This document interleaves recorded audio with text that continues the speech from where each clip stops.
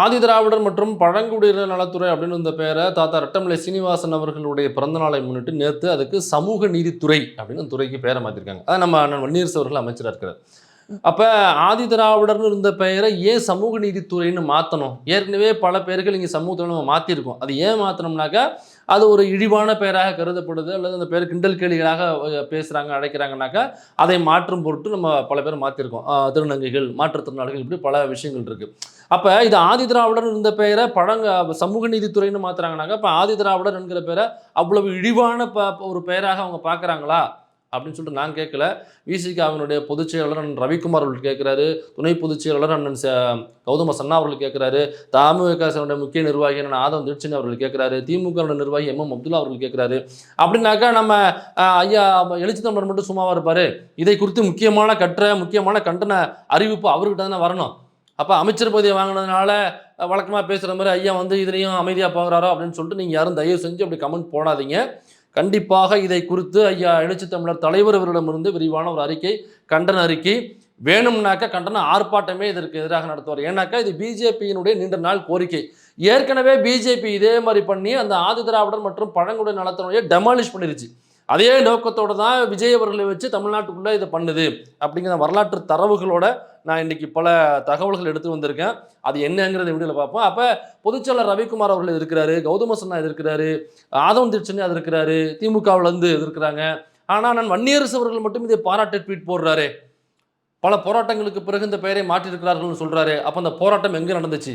ஒருவேளை அண்டார்டிகாவில் நடந்திருக்குமோ, ஒருவேளை ஆப்பிரிக்கன் கண்ட்ரியில் எங்கேயா நடந்திருக்குமோ, அல்லது ஐரோப்பா கண்ட்ரியில் நடந்திருக்குமோ, எனக்கு நமக்கு இங்கே தமிழ்நாட்டில் எங்கே நடந்ததாக தெரியலையே அப்படின்னு உங்களுக்குள்ளே இருக்கிற அனைத்து கேள்விகளும் எனக்கும் இருக்குது.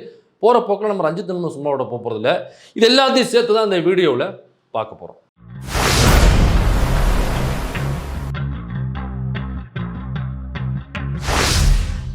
ஆதி திராவிடர் மற்றும் பழங்குடியினர் நலத்துறை அப்படின்னு இந்த பேரை வந்து தாத்தா ரெட்டமலை சீனிவாசன் அவர்களுடைய பிறந்தநாளை முன்னிட்டு இந்த பேரை மாற்றிருக்காங்க. இப்போ ஒரு பேரை மாற்றுறாங்கனாக்கா ஏற்கனவே திருநங்கைகள் அப்படின்னு கலைஞர் தான் அந்த பேரை வந்து சுட்டுறாரு. அதே மாதிரி மாற்றுத்திறனாளிகள் அப்படின்னு பேரை கொடுக்குறாங்க. ஏன் கொடுக்குறாங்கன்னாக்க மாற்றுத்திறனாளிகள் பேருக்கு முன்னாடி வேற ஒரு பேர் இருந்துச்சு. அது வந்து அவங்கள ஒரு தாழ்த்தும் விதமாக அல்லது அவங்கள வந்து ஒரு இன்ஃபீரியாரிட்டி காம்ப்ளெக்ஸில் கொண்டு வர மாதிரி அந்த மாதிரியான ஒரு பேராக இருக்குது அதை அழைக்கும் பொழுது அப்படின்னு சொல்லிட்டு தான் மாற்றுத்திறனாளி அப்படின்னு பாசிட்டிவாக அந்த பேரை மாற்றுறாங்க.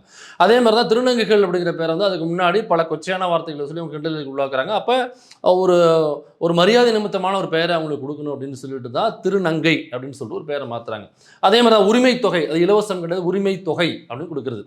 அப்போ இந்த மாதிரி அதற்கு முன்னாடி இது இழிவாக கருதப்பட்டால் அல்லது நமக்கே கூட தெரியாமல் அந்த பெயர் ஒருவேளை அந்த சமூகத்தில் நம்ம கூட பயன்படுத்தினாலும் தெரியும் பொழுது அதை நம்ம மாற்றிக்கணும்னு சொல்லிட்டு பல விஷயங்களை மாற்றிக்கிட்டே வர்றோம். அப்போ ஒரு விஷயம் இழிவாக இருந்தால் தான் அந்த பெயரை மாற்றுவோம். அப்போ ஆதி திராவிடர் அப்படின்னு இந்த நலத்துறையினுடைய பேரை எதுக்கு சமூக நீதித்துறைன்னு மாற்றணும்? அப்போ சமூக நீதித்துறைங்கிற பேரை நீ என்ன வேண்டான்னு சொல்கிறியா? அப்போ சமூக நீதிக்கு எதிரானவனா அப்படின்னு இதை ஈஸியாக டிஸ்பியூட் பண்ணி இதை ஈஸியாக நீங்கள் டைவர்ட் பண்ண முடியும் இந்த கான்வர்சேஷனை. அதுக்காக தான் இந்த பெயரை தூக்கிட்டு சமூக நீதித்துறைன்னு வச்சுருந்தாங்க. பேசாமல் இருப்பாங்க. யாராவது கேள்வி கேட்டால் கூட இப்போ சமூக நீதிக்கு எதிரானவங்களா நீங்கள்லாம்?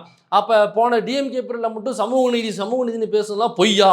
சமூக நீதித்துறைன்னு தானே வச்சுருக்கோம். அதனாங்க நீங்கள் திமுக பீரியடில் பாருங்கள் எங்களுடைய கொள்கை சமூக நீதினு சொன்னீங்க.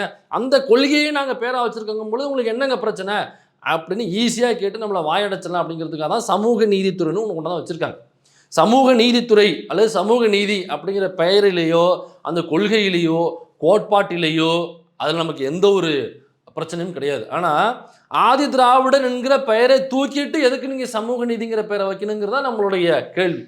அப்போ ஆதி திராவிடன் என்கிற பெயர் வந்து உங்களுக்கு ஒரு அவ்வளவு இழிவான பெயராக அல்லது வைக்கக்கூடாத பெயராக சொல்லக்கூடாத பெயராக நீங்கள் பயன்படுத்தக்கூடாத ஒரு பெயராக அவ்வளவு ஒரு அசிங்கமான வார்த்தையாக நீங்கள் இந்த வார்த்தையை பார்த்தா மட்டுமே தான் நீங்கள் பேர் மாற்ற முடியும். இப்போ எந்த ஒரு டிஸ்பியூட்டும் இல்லாமல் ஏதாவது ஒரு ஆர்ப்பாட்டம் போராட்டம் இருந்து இந்த பெயர் வந்து எங்களுக்கு வேண்டாங்க, எதுக்கு இந்த பெயரை வைக்கிறீங்க, சேரிங்கிற பேர் அது ரொம்ப நாளாக ஒரு விவாத பொருளாக இருந்துச்சு. அந்த பெயரை யாரும் பயன்படுத்தாதீங்க. காலனி அப்படின்னு இருந்தது. அது காலனினாக்கா ஆதிக்கம் செலுத்துகிற ஒரு இடமா இருக்குது அல்லது செலுத்தப்பட்ட ஒரு பெயராக இருக்குது, அதனால் காலனிங்கிற பேரை மாற்றுங்க. அப்போ அந்த பெயர் வந்து தனக்கு ஒரு இழிவை ஏற்படுத்துது அப்படிங்கிற பட்சத்தில் கோரிக்கை வருது. அந்த கோரிக்கையை பரிசீலனை பண்ணுறாங்க, அதை மாற்றுறாங்க. அதே மாதிரி தான் ஏற்கனவே ஒரு காலனியுடைய பெயர், அந்த பெயரை வந்து ஒரு தோழர் ஒருத்தவங்க ஒரு பெண் தோழர் அவங்களோட பேரை நான் மறந்துட்டேன். இப்போ அவங்க வந்து அந்த தோழர் வந்து அதை மனுவாக கொடுக்குறாங்க. அந்த நகர் அவங்களுடைய தெருவினுடைய பெயரே மாற்றுறாங்க. ஆமாம் அந்த பெயர் தப்பாக இருக்குது, இத்தனை வருஷம் நம்ம தெரியாமல் இருக்குன்னு சொல்லிட்டு திமுக அந்த பேரை மாற்றினாங்க. இப்போ அந்த மாதிரி ஏதாவது இருந்தால் தான் அது டிஸ்பியூட் ஆகும், அவங்க கோரிக்கையாக வைப்பாங்க, அதை பார்த்துட்டு ஆமாம் இதை மாற்றணும் மாற்றக்கூடாதுன்னு சொல்லி இப்போ அவங்க முடிவெடுப்பாங்க. அப்போ எந்த ஒரு கோரிக்கையும் இல்லாமல் எந்த ஒரு ஒரு டிஸ்கஷனும் இல்லாமல் திடீர்னு இந்த அரசாங்கம் வந்து இந்த ஆதி திராவிடர் அப்படின்னு இருக்கிற பேரை தூக்கிட்டு நாங்கள் வந்து சமூக நீதித்துறைன்னு மாற்றுறோம்னாக்கா எதுக்காக இந்த பேரை மாற்றுறீங்க? என்னத்துக்காக இந்த பேரை மாற்றுறீங்க? ஏன்னாக்கா அதுவும் பாருங்க, தாத்தா ரெட்டமலை சீனிவாசன் அவர்களுடைய பிறந்த நாளில் இந்த முடிவு எடுக்கிறாங்க. தாத்தா ரெட்டமலை சீனிவாசன் யார் என்னங்கிறது தெரிஞ்சதுனாக்கா இந்த அரசாங்கம் இந்த முடிவு எடுக்குமா? அப்போ அந்த கவர்மெண்ட்டில் யாருக்குமே தாத்தா ரெட்டமலை சீனிவாசன் யாருங்கிறது தெரில, ஐயா அயோத்திதாச பண்டிதர் யாருன்னே தெரியல. ஏன்னா ஹிந்து மன்னிக்கணும், ஆதி திராவிடர் மகாஜன சபை அப்படிங்கிற ஒரு சபை வந்து 1893ஆம் ஆண்டு தாத்தா ரெட்டமலை சீனிவாசன் அவர்கள் தான் உருவாக்குறாரு. அதுக்கு முன்னாடி 1891 பறையர் மகாஜன சபை அப்படின்னு தான் ஆரம்பிக்கிறார். அடுத்த 2 வருஷத்துலேயே அந்த பேரை மாத்துறாரு. மாற்றும் பொழுது ஆதி திராவிட மகாஜன சபை அப்படிங்கிறதாக அந்த பேரை மாத்துறாரு. ஒருவேளை ஐயா தாத்தா ரெட்டமலை சீனிவாசன் அவர்களுக்கு வந்து இந்த ஆதி திராவிடர் அப்படிங்கிற பேர் வந்து டிஸ்டர்பன்ஸாக இருந்துச்சுனாக்கா, அல்லது அந்த பெயர் வரலாற்று ரீதியாக ஒரு தவறான பெயர், அது ரொம்ப கொச்சையான பெயர், அது பட்டியல் சமூக மக்களை அல்லது மற்ற மக்களை வந்து இழிவுபடுத்துகிற பெயர் அப்படின்னு தெரிஞ்சிச்சுனாக்கா, அவர் எதுக்குங்க 1891 பறையர் மகாஜன சபைன்னு ஆரம்பிச்சுட்டு 93 எதுக்கு ஒரு அமெண்ட்மெண்ட்டை கொண்டு வரணும்? எதுக்கு அதை மாற்றணும்? ஆதி திராவிட மகாஜன சபைன்னு எதுக்கு மாற்றணும்? ஒருவேளை மாற்றுறதா இருந்தாக்கா அவர் சமூக நீதி மகாஜன சபைன்னு மாற்றிருப்பாரு. அப்போ தாத்தா ரெட்டமலை சீனிவாசன் அவர்களுக்கு தெரியாத விஷயமெல்லாம் உங்களுக்கு தெரியும். அப்போ தாத்தா ரெட்டமலை சீனிவாசனை விட நீங்கள் அவ்வளோ பெரிய வளர்த்திகள் யார்? நான் அந்த அரசாங்கத்தில் இதை மாற்றிருக்காங்க இல்லையா, அவங்கள கேட்குறேன். இப்போ அவங்கள விட தாத்தா ரெட்டமலை சீனிவாசனை விட உங்களுக்கு அறிவு ரொம்ப பொத்துக்கிட்டு வந்துருச்சா? இப்போ அவரை விட நீங்கள் பெரிய போராளிகளா? அவர் பட்டியல் சமூக மக்களுக்காக, ஒடுக்கப்பட்ட மக்களுக்காக எவ்வளோ போராட்டங்களை பண்ணியவர். ஒரு முறை ரவுண்ட் டேபிளுக்கு போகிறாங்க. ரவுண்ட் டேபிளுக்கு போகும்போது பெரிய பெரிய தலைவர்கள்லாம், காந்திலாம் கூட போயிருக்காரு நினைக்கிறேன் ரவுண்ட் டேபிளுக்கு. அப்போ அந்த ரவுண்ட் டேபிளில் அந்த பிரிட்டிஷ் இளவரசர் வந்து எல்லாரும் கை கொடுத்துட்டே வராப்புல. கை கொடுத்துட்டே வரும்பொழுது அது ரெட்டமலை சீனிவாசன் கிட்ட வரும்பொழுது ஒரு ஸ்டெப்பு பின்னாடி போகிறாப்புல. அந்த லைனில் நிற்கும் பொழுது ஒரு ஸ்டெப் பின்னாடி போயிட்டு கையை பின்னாடி கட்டிக்கிறாப்புல, கை கொடுக்கல. அப்போ அவர் கேட்குறாரு, ஏங்க கை கொடுக்கலன்னு சொல்லி கேட்குறாரு. இல்லை நான் வந்து ஒரு தீண்டத்தகாதவன் அப்படின்னு சொல்கிறாரு. தீண்டத்தகாதவன்னா அது எனக்கு புரியலையே அப்படின்றாரு. இல்லைங்க நான் வந்து பை பர்த்தா பறையர் சமூகத்தை சார்ந்தவன் அப்படிங்கிறதுனால எங்கள் ஊரில் எங்களை வந்து யாருமே தீண்ட மாட்டாங்க. இப்போ நான் ஒருத்தவனை நீங்கள் கை கொடுக்கும் பொழுதே உங்களுக்கு இவ்வளவு ஆச்சரியமாக கேள்வி கேட்குறீங்களே, எங்கள் ஊருக்கு வாங்க. எங்கள் ஊரில் பெரும்பான்மையான மக்களை ஒரு குறிப்பிட்ட சமூக மக்கள் வந்து தீண்டத்தகாதவர்களாக தான் ஆக்கி வச்சுருக்காங்க, எங்களை தொடமாட்டாங்க. ஏன்னா பை பர்த்து நான் இந்த சமூகம் இந்த ஜாதி அப்படிங்கிறதுனால எங்களை தொடமாட்டாங்க, தெருவுக்குள்ளே விடமாட்டாங்க, நாங்களை ஷூ போட செருப்போட விடமாட்டாங்க, எங்களை வந்து பொது கிணத்துல தண்ணி எடுக்க விடமாட்டாங்க, கோவிலுக்குள்ளே விடமாட்டாங்க, எங்கள் கூட பழக மாட்டாங்க. ஒருவேளை திருமண உறவு வந்துச்சுனாக்கா எங்கள் கூட திருமண உறவு வச்சுக்க மாட்டாங்க. அப்போ வெறுமனே கை கொடுக்கறது மட்டுமே உங்களுக்கு இவ்வளோ பெரிய ஆச்சரியத்தை ஏற்படுத்துறதுனாக்கா ஒட்டுமொத்த சனமும் எங்கள் ஊரில் இந்த தீண்டாமை அனுபவிச்சுட்டு இருக்கு அப்படின்னு அந்த பார்வையை கொண்டு போய் அதுக்கப்புறமா தான் அது குறித்த கோரிக்கைகளை முன்வைக்கிறாரு அவங்கக்கிட்ட. அதுக்கப்புறமா அந்த பிரிட்டிஷ் அரசாங்கம் தமிழ்நாட்டுக்குள்ளே அந்த கோரிக்கைகளை ஏற்று தீண்டத்தகாதவர்கள் அன்றைக்கு சொல்லப்பட்ட பட்டியல் சமூக மக்களை அல்லது மற்ற சமூக மக்களை வந்து என்ன எதுன்னு எடுத்து அதை சரி பண்ணுறாங்க. அப்போ இவ்வளோ பெரிய ஒரு அறிவாற்றல் கொண்ட பட்டியல் சமூக மக்களுக்கு அல்லது ஒடுக்கப்பட்ட மக்களுக்கான இவ்வளோ பெரிய போராட்டத்தையும் ஆர்ப்பாட்டத்தையும் செய்த தாத்தா ரெட்டமலை சீனிவாசன் அவர்களை விட நீங்கள் பெரிய போராளியா? அப்போ அவருக்கு தெரிஞ்சதுனாக்கா ஆதி திராவிடர் அப்படிங்கிற பேர் இழிவான பேர்னு அவருக்கு ஒருவேளை வரலாற்று ரீதியாக இது தவறான பேர்னாக்கா அவர் எப்படி இந்த அந்த மகாஜன சபைக்கு ஆதி திராவிட மகாஜன சபைன்னு எப்படி பேர் வைப்பார்? பறையர் மகாஜன சபைன்னு இருந்தது அப்படியே விட்டுருப்பாரு, அல்லது வேற ஏதாவது பேர் வச்சிருப்பாரு, மெர்சல் மகாஜன சபை, அப்படி இல்லைனாக்கா பிகில் மகாஜன சபை, இல்லை அப்படி வைக்கணுமா அதுக்கு? அப்போ ஆதி திராவிட மகாஜன சபைங்கிறதுக்கான வரலாறு என்னங்கிறது அவருக்கு தெரியும். ஏன்னா அதுக்கு முன்னாடி பார்த்தீங்கன்னாக்கா பட்டியல் சமூக மக்களை என்னவா சொல்லி கூப்பிடுவாங்கனாக்கா, அல்லது ரிஜிஸ்டரில் அவங்க ஏற்றும் பொழுது என்னவாக அந்த அரசாங்கம் பதிவேட்டில் ஏற்றும்னாக்கா தீண்டத்தகாதவர்கள்னு போட்டு அதில் அவங்க பேர் எழுதுவாங்க. அப்படி இல்லைனாக்கா ஹரிஜன் அப்படின்னு போட்டு எழுதுவாங்க. அப்படி இல்லைனாக்கா அவங்க வந்து வேற என்னன்னு சொல்லி எழுதுவாங்க, பட்டியல் சமூகம் அல்லது பட்டியல் சமூகம்னு போட மாட்டாங்க, என்ன பஞ்சமர்னு போட்டு அதில் அவங்க பேர் எழுதுவாங்க. அப்போ இதுதான் இழிவான பெயர்கள், நம்ம சமூகத்தையே இந்த மக்களையே இழிவு செய்கிற பெயர்கள் தான் இந்த பஞ்சமர்கள், தீண்டத்தகாதவர்கள், இந்த மாதிரியான பெயர்கள் அப்படின்னு சொல்லிட்டு தான் ஐயா MC ராஜா அவர்களும் தாத்தா ரெட்டமலை சீனிவாசன் அவர்களும் சேர்ந்து தான் இந்த டேர்மை மாற்றணும்னு சொல்லிட்டு அதற்கு பதிலாக தீண்டத்தகாதவர்கள் என்கிற அந்த டேர்முக்கு பதிலாக அல்லது பஞ்சமர்கள் அப்படிங்கிற அந்த டேர்முக்கு பதிலாக அல்லது சூத்திரர்கள் அப்படிங்கிற அந்த டேர்முக்கு பதிலாக ஆதி திராவிடர் அப்படின்னு போட்டு அந்த டேர்முக்குள்ள தான் இந்த மக்களை சேர்க்கணும், நீங்கள் அழைக்கணும், அல்லது பட்டியலில் சேர்க்கும் பொழுது ஆதி திராவிடர்னு போட்டு அந்த பட்டியலில் எங்களோட மக்களை சேர்க்கணும் அப்படின்னு சொல்லி அப்போ நீதி கட்சி தான் ஆட்சியில் இருந்துச்சு. அப்போ நீதி கட்சிக்கிட்ட அந்த கோரிக்கையை வச்சு நீதி கட்சி அதை ஏற்றுக்கிட்டு அதுக்கப்புறமா பட்டியலில் வந்து ஆதி திராவிடர் அப்படிங்கிற கெசட்டில் ஏற்றுறாங்க. அப்போ எவ்வளோ பெரிய ஆர்ப்பாட்டம் போராட்டங்கள் பண்ணி எவ்வளோ பெரிய அந்த கோரிக்கை வச்சு டிஸ்கஷன் பண்ணி அதுக்கப்புறமா ஆதி திராவிடங்கிற டேர்மை கொண்டு வந்து இந்த மக்கள் அதுக்குள்ளே கொண்டு வந்தது தாத்தா ரட்டமலை சீனிவாசன் அவர்களும் ஐயா MC ராஜா அவர்களும். அதே தாத்தா ரட்டமலை சீனிவாசன் அவர்களுடைய பிறந்த நாளில் அந்த ஆதி திராவிடர்னு அவர் எவ்வளோ போராடி இந்த பேரை கொண்டு வந்தாரோ அந்த பேரை தூக்கிட்டு நீங்கள் சமூக நீதித்துறைன்னு வைக்கிறீங்கனாக்கா அப்போ இதுக்கு பின்னாடி என்ன ஐடியா இருக்குது? அப்போ ஐயா தாத்தா ரட்டமலை சீனிவாசனுக்கு ஏற்பட்ட இழிவு இல்லையாது. அது மட்டும் இல்லை, அதுக்கு முன்னாடி ஐயா அயோத்தியாச பண்டிதர் அவர்கள் 1885 திராவிட பாண்டியன் அப்படின்னு ஒரு இதில் நடத்துகிறாப்புல. அது யாரோட சேர்ந்து நடத்துகிறாப்புலனாக்கா அயோத்தியாச பண்டிதர் அவர்களும் ரெவரண்ட் ஜான் ரத்னம் அவர்களும், அவங்க 2 பேரும் சேர்ந்து தான் இந்த திராவிட பாண்டியன் அப்படிங்கிற இதில் நடத்துகிறாங்க. அவங்களுக்கு தெரிஞ்சிச்சுனாக்கா சமூக நீதி பாண்டியன் நடத்திருக்க மாட்டாங்களே, அவங்க எதுக்கு திராவிடம்ங்கிற பேரை முன்மொழிஞ்சு கொண்டு வரணும்? இந்த திராவிடம்ங்கிற டேர்மை உள்ளே கொண்டு வந்ததில் தாத்தா அயோத்தியாச பண்டிதர் அவர்களுக்கும் தாத்தா ரட்டமலை சீனிவாசன் அவர்களுக்கும் ஐயா MC ராஜா அவர்களுக்கும் அவ்வளோ பெரிய பங்கு இருக்குது. நீங்கள் போகிற போக்கில் ஈஸியாக தூக்கி போட்டு நாங்கள் சமூக நீதித்துறைன்னு மாத்திரம்னாக்கா என்ன காரணம், ரீசன் என்ன? அதை சொல்லணும்ல. ஒரு ரீசனும் இல்லாமல் ஒரு டிஸ்கஷனும் இல்லாமல் திடீர்னு கொண்டு வரீங்கனாக்கா அப்போ அதுக்கு பின்னாடி ஏதோ ஒரு பிஜேபியினுடைய அஜெண்டா இருக்குது அப்படிங்கிறத நான் சொல்லலை. அண்ணன் கௌதம சன்னா அவர்கள் சொல்கிறார். அண்ணன் கௌதம சன்னா யாருனாக்கா விசிகாவில் துணை பொதுச் செயலாளர் அண்ணன் வன்னியரசு அவர்கள் இருக்கிற அதே ரேங்கிங்கில் இருக்கக்கூடியவர் தான் கௌதம சன்னா அவர்கள். அவர் போட்ட பதிவுனாக்கா எந்த விதமான விவாதமும் இல்லாமல் வரலாற்று புரிதலும் இல்லாமல் திடீரென இப்படி ஒரு அறிவிப்பு செய்யும் தைரியம் எப்படி வருகிறது? சட்டமன்றத்திலோ பொதுமக்கள் மன்றத்திலோ முன்னறிவிப்போ எந்த விதமாக முன்னறிவிப்போ விவாதமோ இல்லாமல் இப்படி ஒரு செயலை செய்யும் வரலாற்று திரிபு ஆதி திராவிடராய் ஒன்றிணைவோம் என்று சொன்னவர்கள் கூட கேள்வி கேட்கவில்லை என்பது தலித் அரசியல் வேகமாக முட்டு சந்திற்கு விரட்டப்படுகிறது என்பதை காட்டுகிறது அப்படின்னு சொல்லி அண்ணன் கௌதம சன்னா அவர்கள் நேற்று பதிவு போட்டிருக்காங்க, விசிகாவினுடைய துணை பொதுச் செயலாளர். அப்போ எந்த ஒரு டிஸ்கஷனும் இல்லை, எந்த ஒரு விவாதமும் இல்லாமல் எதுக்கு ஆதி திராவிடர் அப்படிங்கிற பேரை எதற்காக மாற்றணும்? இப்போ இதை குறித்து தான் ஆதவன் திருச்செஞ்சி அவர்கள் பதிவு போட்டிருக்காரு. சிலியில் அகஸ்டோ பினோசெட் ஆட்சி காலத்தில் கியூப ஆதரவு நூல்களை அழித்தொழிக்கும் ஆத்திரத்தில் கியூபிசம் பற்றிய பாடநூலையும் எரித்தார்களாம். ஆதி திராவிடர் நலத்துறையின் பெயர் மாற்றம் இது போன்றதானா அப்படின்னு சொல்லிட்டு அவருக்குரிய அந்த நக்கல் துணையில் போட்டிருக்காரு. அது என்ன மேட்ருனாக்கா, அதாவது இந்த முதலாளித்துவம் ஓங்கி இருந்த அந்த காலகட்டங்களில் அமெரிக்காவினுடைய ஆட்சி அதிகாரங்கள் ரொம்ப கை நின்றிருந்த காலகட்டங்களில் அமெரிக்கா வந்து சிலியையும் மறைமுகமாக ஆட்சி செய்யுது. அங்கே இருந்த சோசியலிசம் ஆட்சியை கவுத்து விட்டுட்டு அங்கே இருந்த அந்த ஒரு முப்படை தளபதி, அவங்க இராணுவ தளபதியை வச்சு ஆட்சியை பிடிக்கிறாங்க சிலியில்.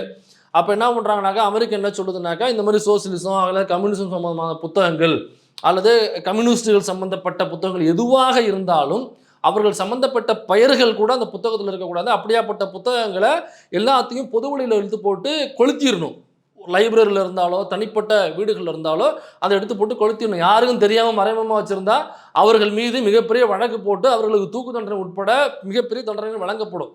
அந்த இதில் ஹிட்லர் பண்ணார் இல்லைங்களா, அதோட தொடர்ச்சியாக அந்த ஹீட் அப்படியே பரவி போணுச்சு இந்த புத்தகத்தை போட்டு எரிக்கிறதுங்கிறது. அப்படியாக தான் சிலிக்கும் அது போச்சு. அப்போ சிலிக்கு அங்கே போகும்போது தான் அங்கே அகஸ்டோ பினோசெட் அப்படிங்கிறவர் தான் அங்கே உள்ள அந்த இராணுவ தளபதி. அவருடைய ஆட்சி தான் ஏற்கனவே செக்குலர், அவங்க இந்த ஆட்சியை கவிழ்த்துட்டு அவர் தான் அங்கே ஆட்சிக்கு போகிறார். அப்போ அந்த புத்தகங்கள் எரிக்கும் பொழுது அந்த கியூப விடுதலை, கியூபா சம்மந்தப்பட்ட புத்தகங்கள் இதெல்லாம் நிறைய அங்கே இருந்துச்சு. அப்போ என்ன பண்ணாங்கனாக்கா அந்த கியூபா சம்மந்தப்பட்ட எந்த புத்தகமும் இருக்கக்கூடாது அப்படிங்கிற உத்தரவு, அமெரிக்காவுடைய உத்தரவின் பேரில் சிலி முழுக்க உள்ள கியூபாவுடைய எல்லா புத்தகங்களையும் தூக்கி போட்டு கொளுத்துறாங்க.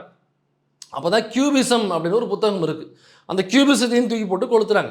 இப்போ உங்களுக்கே தேவணும், ஆமாங்க கியூபானாக்கா கியூபாவோட புத்தகத்தை கொளுத்தணும்னு சொல்கிறீங்க, இப்போ கியூபிசம்னாக்கா கியூபா எப்படி அங்கே கம்யூனிசத்தை கொண்டு வந்தது, கியூபா ப்ளஸ் கம்யூனிசம் கியூபிசம் அப்படின்னு நீங்கள் நம்ம இப்போ தாவேக்காவில் இணைந்த நம்ம மெர்சல் மகேந்திரன் இருக்கார்ல, மகேந்திரன் ப்ரோ, அவர்கிட்ட கேட்டிங்கன்னா இப்படி தான் சொல்லுவாப்புலன்னு நினைக்கிறேன். ஆமாங்க, அது கியூபா கம்யூனிசம் ப்ளஸ் கியூபிசம் அப்படிங்கிற புத்தகம்னு கூட சொல்லலாம். இப்போ இந்த கியூபிசம்ங்கிறது என்னன்னாக்கா கியூபாவுக்கும் கியூபிசத்துக்கும் சம்மந்தம் கிடையாது. அது கொளுத்தும் போது கியூபிசம் புத்தகத்தையும் தூக்கி போட்டு கொளுத்திட்டாங்க. அது கியூபிசம் புத்தகம் என்னன்னாக்கா அது ஒரு ஆர்ட் கலை சம்பந்தமான ஒரு புத்தகம்.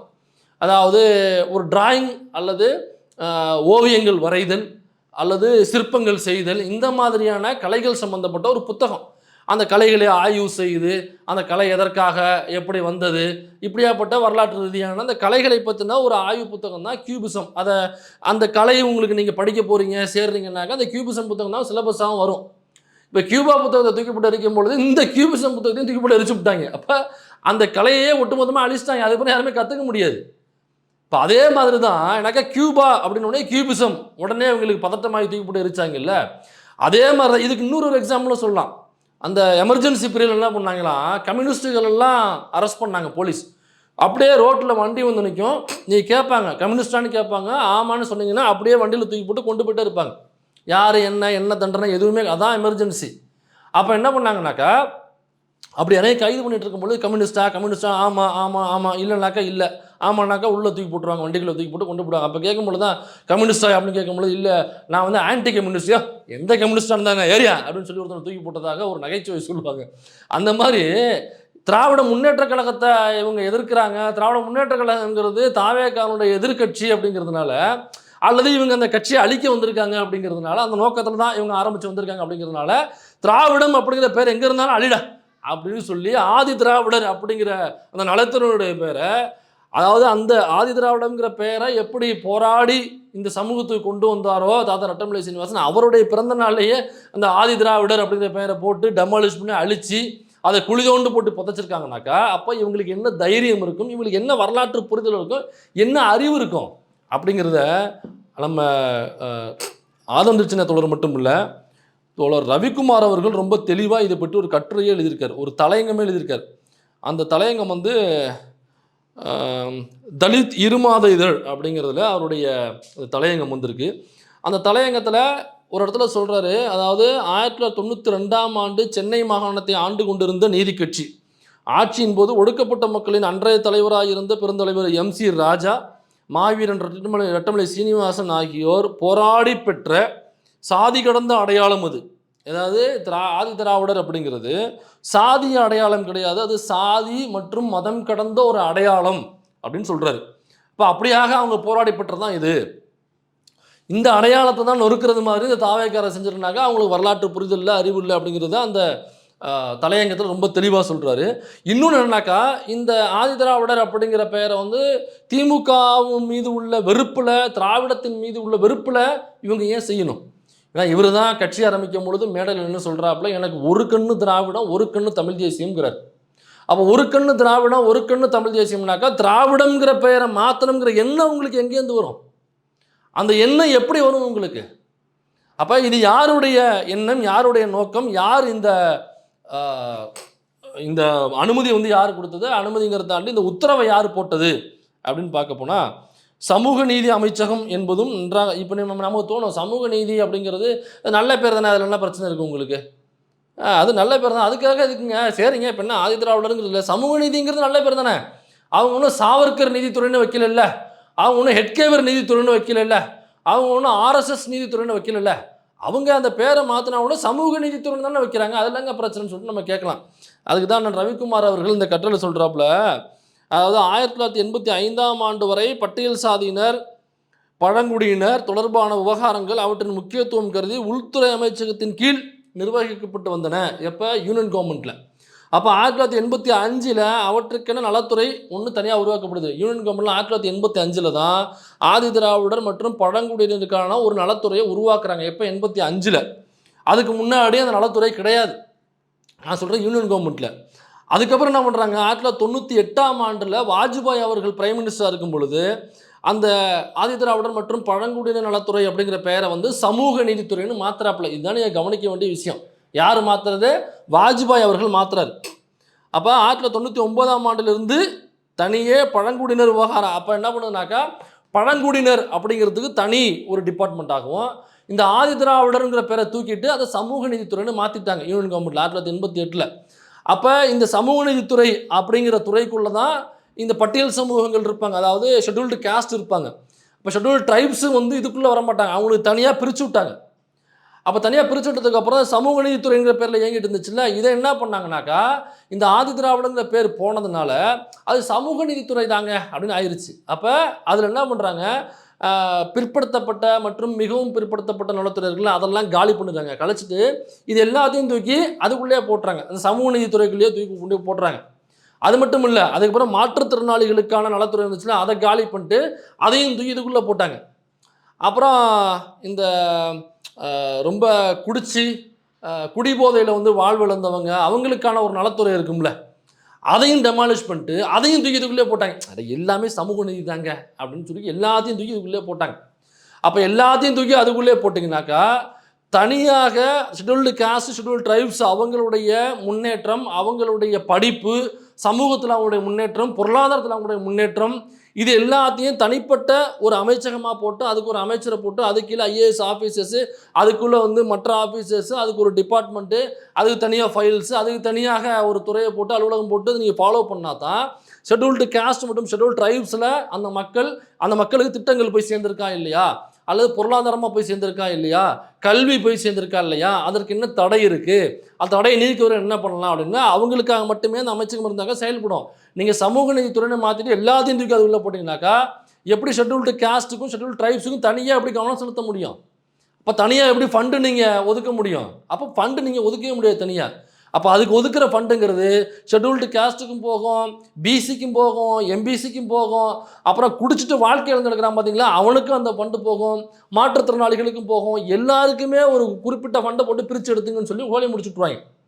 அதுக்கப்புறம் என்ன தெரியுமா பண்ணுவாங்க, அது சமூக நீதித்துறை தானே, அதுக்கு ஒரு ஷெட்யூல்டு காஸ்ட்டு அல்லது ஷெட்யூல்டு ட்ரைப்ஸை சார்ந்தவரை தான் போடணுங்கிற அவசியம் இல்லையே அப்படின்னு சொல்லிட்டு ஒரு ஓபிசியை சார்ந்தவங்கள போடலாம்.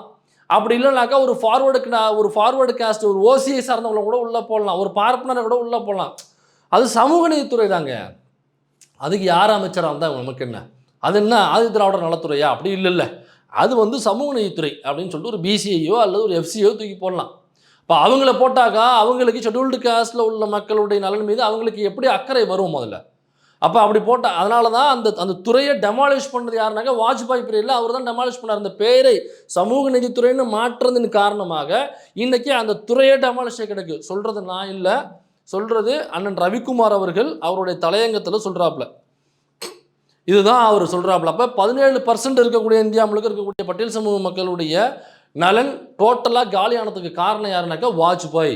எப்படி கொண்டு வந்தார்னாக்கா அந்த ஆதி திராவிடங்கிற பேரை தூக்கிட்டு அவர் சமூக நீதித்துறைன்னு மாற்றினார். அதனுடைய விளைவு இந்தியா முழுக்க இன்னைக்கு பட்டியல் சமூக மக்கள் துண்டாடப்பட்டார்கள் அப்படிங்கிறது பதிவு பண்ணுறார்.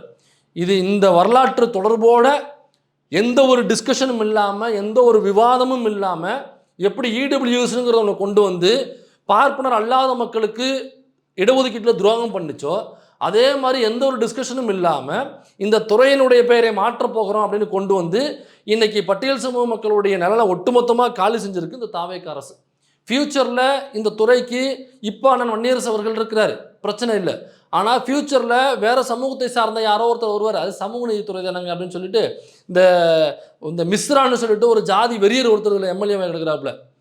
ஏதோ ஒரு செட்டியார் சமூகம் போல் இருக்குது, நான் வந்து அரசியல்வாதி கிடையாது, நான் வந்து ஜாதி வெறியன்னு சொல்லிட்டு தான் நான் பெருமைப்படுறேன் அப்படின்னு சொன்னேன். அந்த மிஸ்ரான்னு ஒருத்தர் அவரை தூக்கி கூட போடலாம் அந்த சமூக நீதித்துறைக்கு. அப்படி இல்லைனாக்கா வேற யாரோ எதுவுமே தெரியாத ஏதோ ஒரு தற்கொலையை தூக்கி அங்கே போடலாம். ஏன் ஒரு பார்ப்பனர் சமூகத்தை சேர்ந்த வெங்கட்ராமன் RSS வெங்கட்ராமனை தூக்கி கூட போடலாம். எப்படியாகப்பட்ட ஒரு வழியை உருவாக்குறதா சமூக நீதித்துறை அப்படிங்கிற பேர். அப்புறம் கொண்டு வந்தாக்க டோட்டலாக எப்படி வாஜ்பாய் காலி பண்ணாரோ அப்படி இங்கே காலி ஆகிடும். இப்போ இந்த மேட்டரை தான் நான் வன்னியரசு என்ன பண்ணுறாருனாக்கா இந்த பெயர் மாற்றம் வந்து அவர் எப்போ அமைச்சராக பங்கேற்றாரோ பங்கேற்று அவரை கொண்டு போய் அந்த சேரில் அமைச்சர் சேரில் உட்கார வைக்கிறாங்க. அன்னைக்கு மறுநாளவோ இதை பாராட்டி எனக்கு அன்னைக்கே இதை சொல்லிட்டாங்க சமூக நீதித்துறைன்னு பேரை மாற்றியாச்சுன்னு அஃபீஷியலாக அனௌன்ஸ்மெண்ட்டு நேற்று தான் வந்துச்சு. அப்போ அன்னைக்கே பெயர் மாற்றம் நடைபெற்றுச்சு. அப்போ அன்னைக்கு பெயர் மாற்றம் நடைபெற்றதை ஒட்டி அண்ணன் வன்னியரசு அவர்கள் இது வந்து எங்களுடைய நீண்டகால போராட்டம், இந்த போராட்டத்திற்கு செவிமடுத்து தாவேக அரசு இப்படி ஒரு அற்புதமான செயலை கொண்டு வந்து எங்களுடைய கோரிக்கையை வந்து நிறைவேற்றிருக்கு அப்படின்னு போட்டிருக்காரு. ஆனால் எந்த இடத்துலையும் டிஸ்கஷனோ ஆர்ப்பாட்டமோ போராட்டமோ எதுவுமே கிடையாது, எங்களுக்கு இப்படி ஒரு கோரிக்கையே கிடையாது, நீங்கள் மாற்றினது தான் தவறு, ஏன் மாற்றினீங்கன்னு சொல்லி நான் ரவிக்குமார் அவர்கள்லேருந்து நான் கௌதம சன்னா அவர்கள்லேருந்து தோழர் ஆதவன் தீட்சணி அவர்கள்லேருந்து எல்லாருமே கேட்குறாங்க. அப்போ இதற்கான கோரிக்கை இதுக்கான போராட்டம் எங்கே நடந்துச்சு அப்படின்னு நமக்கு தெரியல. ஒருவேளை லெமூரியா கண்டத்தப்போ இதுக்கு சம்மந்தமான போராட்டங்கள் நடந்துச்சு அப்படின்னு சொல்லிட்டு ஆய்வாளர்கள் ஆய்வு பண்ணிகிட்டு இருக்காங்க. எப்போ ஆய்வாளர்களே லெமுரியா கண்டம் பீரியட் போய் நடந்துச்சா, ஏதாவது தெரிஞ்சதுனாங்க தகவல் கொடுங்க, பார்க்க சொல்லியிருக்கேன்.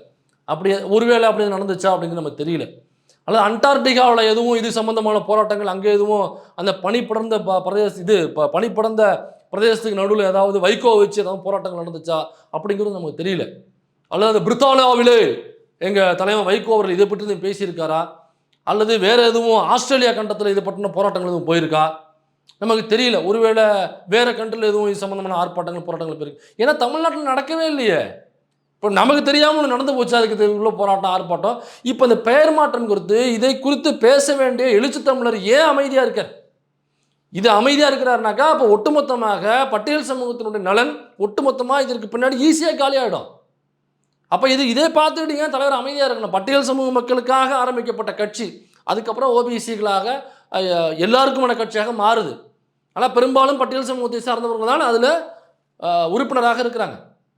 அப்போ அந்த பட்டியல் சமூக மக்களுக்கே ஒரு வேட்டு வைக்கிற ஒரு விஷயம், சாதாரண ஒரு பேரை வச்சு முன்னெடுக்கிறாங்க. அதை ரவிக்குமார் அண்ணா ஆப்போசிட் பண்ணுறாரு, கௌதமஸ் அண்ணா ஆப்போசிட் பண்ணுறாருனாக்கா இதை ஏன் தலைவர் திருமாவர்கள் ஏன் வேடிக்கை பார்த்துக்கிட்டு இருக்காங்கன்னு நமக்கு தெரியலையே.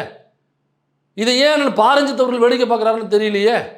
இதை ஏன் நீளம் வேடிக்கை பார்க்குறதுன்னு தெரியலையே. போன திமுக பிரிவில் எஸ்சி எஸ்டிக்கு ஆணையத்துக்கான அந்த நலத்துறைக்கான ஃபண்டு ஒதுக்கிறத திமுக அரசாங்கம் மற்ற இதுக்கு நலத்திட்டங்களுக்கு பயன்படுத்துகிறாங்க அப்படின்னு பொய்யான ஒரு தகவலை திட்டமிட்டு ஒரு அவதூறை சில நபர்கள் சோஷியல் மீடியாவில் பரப்புனாங்க. அதை குறிப்பாக போனோம்னாக்கா பட்டியல் சமூகத்தை சார்ந்தவர்களே அதை பரப்புனாங்க, வேற யாரும் பரப்பலை, அவங்களே தான் பரப்புனாங்க. அதற்கு ரவிக்குமார் அவர்களே பதில் சொல்ல வேண்டிய கட்டாயமாயிட்டு, நம்மலாம் பதில் சொன்னாங்கிறது வேறு. ஆனால் ரவிக்குமார் அவர்களே பதில் சொன்னார், இல்லை அப்படி கிடையாது, அப்படி பயன்படுத்தவே முடியாது அப்படிங்கிறத அவரே சொன்னாப்புல. நம்மளும் அதை பற்றி பேசிக்கணும் வைங்களேன். ஆனால் அன்னைக்கு தெரிஞ்சே அந்த அவதூறுகளை பரப்பிய அந்த நபர்கள் இன்னைக்கு இப்படி சமூக நீதித்துறைன்னு ஆதி திராவிடருங்கிறத பேரை தூக்கிட்டு கொண்டு ஒட்டுமொத்தமாக பட்டியல் சமூக மக்களுக்கான அவங்களுக்கு எதிரான ஒரு செயலை திட்டமிட்டு பிஜேபியினுடைய பேச்சை கேட்டு உள்ள செஞ்சுருக்காங்கனாங்க. இதை குறித்து ஏன் பேச மாட்டேங்கிறாங்க? அப்போ அன்னைக்கு அந்த அவதூறுகளை பரப்பின நபர்கள் அந்த ஐடிக்கள் யாரும் உங்களுக்கு நல்லா தெரியும். அப்போ அவங்களுக்கு பட்டியல் சமூக மக்களோட நலனுக்காக பேசுனதுங்கிறது கிடையாது. அவங்க ஆதவகிட்டேருந்து வர்ற மந்த்லி பேமெண்ட் பேரோடு மாதம் லட்சக்கணக்கில் அவங்களுக்கு கொடுக்குறாங்க. அந்த லட்சத்துக்காக அவங்க வாங்கி பேக்கெட்டில் போட்டு இந்த பட்டியல் சமூக மக்கள் எப்படி போனால் நமக்கு காசு வருது, நம்ம ஜாலியாக இருப்போம். இதுக்கப்புறம் நம்ம என்ன எம்எல்ஏ ஆக போகிறோமா, எம்பி ஆக போகிறோமா, நம்மளுக்கு மினிஸ்டர் பதவி கொடுப்பாங்களா, எதுவும் இல்லை. நம்ம இங்கே இருக்கோம், நம்ம காசை வாங்கிட்டு ஜாலியாக பேசிட்டு போவோம். நம்ம குறிப்பிட்ட இந்த சமூகத்தில் இருக்கோம், இந்த சமூகத்துக்குள்ள இப்படி நடக்குது பாருங்கள் மக்களே, நம்ம பாதிக்கப்படுறோம் அப்படின்னு சொல்லிட்டு பேசினாக்க இந்த மக்கள் ஈஸியாக நம்பிடுவாங்க. நமக்கு மாதம் லட்சத்தில் பணம் வரும்ல, நம்ம ஜாலியாக இருந்துக்கலாம். அவங்க போயிட்டு போகிறாங்க. நான் எலெக்ஷன் நிற்க போகிறேன்னா ஓட்டு கேட்க போகிறேன்னாங்கள்ட்ட அவங்க யாருன்னு தெரியாது, அவங்க எக்கெடுக்கிட்டு போட்டால் எனக்கு என்ன அப்படின்ற மனநிலையில் இருந்து தான் அவங்க பேசியிருக்கணும். இப்போ அண்ணன் பாரஞ்சித் அவர்கள் ஏன் அமைதியாக இருக்கிறார்? தாவேகாவுக்கு ஓட்டு போட்டது ரொம்ப பெருமையாக பேசினார்ல. அண்ணன் போடும் பொழுது அந்த காக்கி பேண்ட்டு வெள்ளை சட்டையை போட்டு போய் ஓட்டு போட்டாப்புல அண்ணன். அந்த யூனிஃபார்ம் அண்ணன் ஒரு அணிலுங்கிறது நமக்கு அன்னைக்கு தான் தெரியும். இப்போ அணிலாக இருந்த பாரஞ்சித் அவர்கள் இப்படி பட்டியல் சமூக மக்களே குழி தோண்டி போட்டு புதைக்கிற ஒரு வேலையை சமூக நீதிங்கிற ஒரு சாதாரண இந்த பேர் ஆதி திராவிடன் தூக்கிட்டு அந்த பேரை கொண்டு வர மூலமாக கொண்டு வர்றாங்கனாக்கா இதுக்கான பாரஞ்சித் அவர்கள் பொங்கி இருக்க வேண்டாமா? இன்னும் ஆர்ப்பாட்டம் போராட்டம்னு பண்ணியிருக்க வேண்டாமா? இப்போ இதை குறித்து பேசியிருக்க வேண்டாமா? நீளம் இதுவரைக்கும் கட்டுரையை தீட்டி எழுதி தள்ளியிருக்க வேண்டாமா? இன்னும் நீளத்தில் சோசியல் மீடியாவில் வீடியோக்களாகவும் பதிவுகளாகவும் தள்ளியிருக்க வேண்டாமா? அப்போ என்ன பண்ணிகிட்டு இருக்காங்க தெரியல, என்ன பண்ணிகிட்டு இருக்காங்கன்னு தெரியல. ஒருவேளை விஜய் அவர்களுக்கு ஏதாவது பாராட்டு பத்திரம் வழங்கலாம் அல்லது பாராட்டு விழா எடுக்கலாம் அப்படின்னு வெயிட் பண்ணிட்டு இருப்பாங்க போல. அவர் பிஜேபியினுடைய ஆர்எஸ்எஸ்னுடைய நீண்ட நாள் கோரிக்கையாக இருக்கக்கூடிய இந்த ஆதி திராவிடர் அப்படிங்கிற பெயரை தூக்கிட்டு நீங்கள் வேறு பேரை வைக்கணும் அப்படிங்கிற அந்த கோரிக்கையை, குறிப்பாக சமூக நீதி வைங்க ஆதி திராவிடர் தூக்கணும் அப்படிங்கிற அந்த கோரிக்கையை ஈஸியாக வந்த உடனேயே அந்த பேரை மாற்றிட்டாங்களே. இதே மாதிரி தான் அறநிலையத்துறைக்கு ஒரு பார்ப்பனர் நீங்கள் அமைச்சராக போடணும் அப்படிங்கிறது ஆர்எஸ்எஸ்னுடைய நீண்ட நாள் கோரிக்கை. இப்போ அந்த கோரிக்கையை தாவேகா வந்த உடனேயே ஒரு பார்ப்பனரை தூக்கி, அதுவும் வைணவ பார்ப்பனரை தூக்கி அவங்க அமைச்சராக போட்டாங்களே, அது ஆர்எஸ் நீண்ட நாள் கோரிக்கையாச்சா? திருப்பரங்குன்ற ஃபைல்ஸ் அப்படிங்கிற ஆவணப்படத்தை திரையிடக்கூடாது அப்படிங்கிறது ஆர்எஸ்எஸ்னுடைய கோரிக்கை. அந்த கோரிக்கையை திமுக பிரிவில் அந்த ஆவணப்படம் ஓடுனுச்சு. ஆனால் தாவேகா வந்தவருடைய ஆர்எஸ்எஸ்னுடைய அந்த கோரிக்கையை ஏற்று அந்த திரைப்படம் ஆவணப்படம் இனிமேல் தமிழ்நாட்டில் எங்கேயும் திரையிடக்கூடாதுன்னு போலீஸ் வச்சு மிரட்டுச்சே. தாவேக்கா வந்ததுலேருந்து அந்த ஆவணப்படத்தை திரையிட முடியலையே. இப்போ இப்படிலாம் எங்கெங்கெல்லாம் ஆர்எஸ்எஸ் பிஜேபிக்கு துணை போய் பிஜேபி நேரடியாக வர முடியாதனால அந்த தாவேக்காங்கிற பேரை வச்சு விஜய் உள்ளே கொண்டாந்து உட்கார வச்சுட்டு அவங்களுடைய செயல் திட்டங்களை ஒன்று ஒன்றா செஞ்சு பாருங்கள். நேரடியாக எங்கே கை வச்சாங்க? நேரடியாக விஜய்க்கு அதிகமாக ஓட்டு போட்டதுன்னு பார்த்தீங்கன்னாக்கா நீங்கள் பட்டியல் சமூகத்திலேருந்து நிறைய பேர் ஓட்டு போட்டிருக்காங்க. எல்லா சாதியிலேருந்துமே ஓட்டு போட்டிருக்காங்கிறது வேறு விஷயம். ஆனால் இங்கே அதிகமாக அரசியல்படுத்தப்பட்ட சமூகம்னாக்கா பட்டியல் சமூகமும் இஸ்லாமிய சமூகம் தான்.